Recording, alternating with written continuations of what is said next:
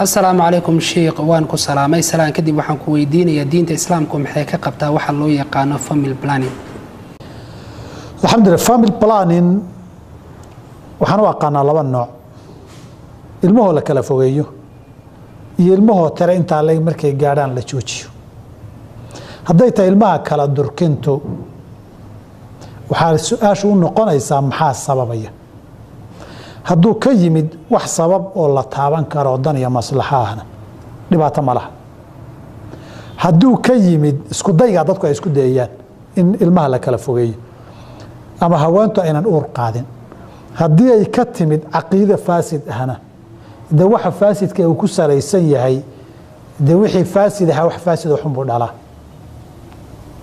aan si inta ka badan faahfaahiyo xilliga nabiga calayhi salaatu wasalaam saxaabadu marar waxaa jirta ay isku day jireen masalada masalatul azl ninku haweentii inuu tago xilligii shahwada biyuhu ay imanayaanna u banaanka biyaha ula cararo iyagoo ka baqaya inay uur qaado biyihii ilmaha ku dhacaan arinta xilliga nabiga dhacay calayhi salaatu wasalaam xadiis badanna waa ku sugan tahay nabigu mar wuxuu yiri ma min kulli almaa yakunu alwalad biyaha oo dhan ilmaha lagama abuuray in yaroo kamidun baa laga abuuraa inta inay ka fakataa laga yaabaado inta badan banaanka la carar laakiin dhibiq ka fakatay baa laga yaabaa ilmihiin u dhasho mar kale wuxuu yiri waxa doontaan sameeya nafti ilaahay ugu talagalay inuu abuurmo way abuurmaysa saxaabada qaar kamid oo aan filay Jaabir iyo Abu Saciid inay haayeen fi sahih Muslim غيركي waxay yiraahdeen kunna na'zilu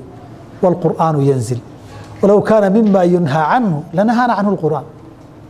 biya banaankan ku daadin jirnay quraanka oo soo degay haday xaaraanta quraanka naga reebi lahaa taas oo dhan waxay ahayd isku day rag iyo haweenkii xiriirna ay sameynayaan inay uur qaadaan aynan rabin ama rasmi ha noqoto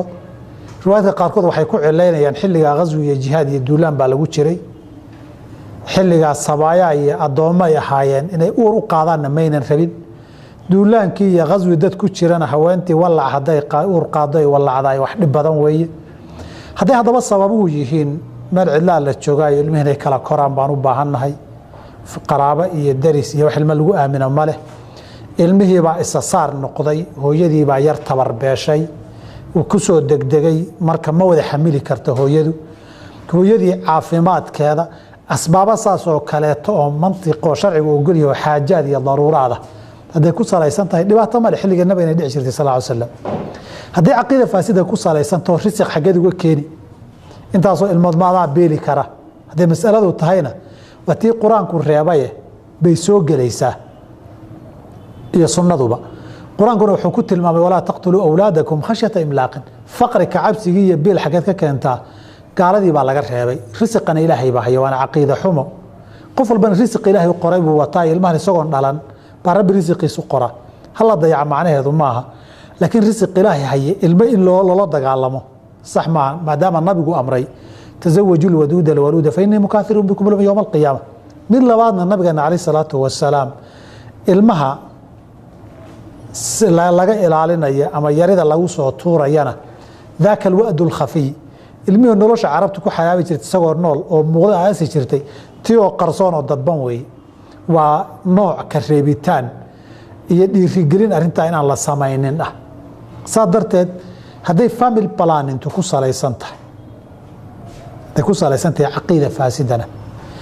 de waxa u baahan ficilkan waa khalad wax khaladana uu ku salaysan yahay aqeedada faasidana waa dambi wixii ka dhashana de waa dambi haday tan xaajaadka iyo baahida ay ku salaysan tahayna dhibaato ma laha billahi tawfiiq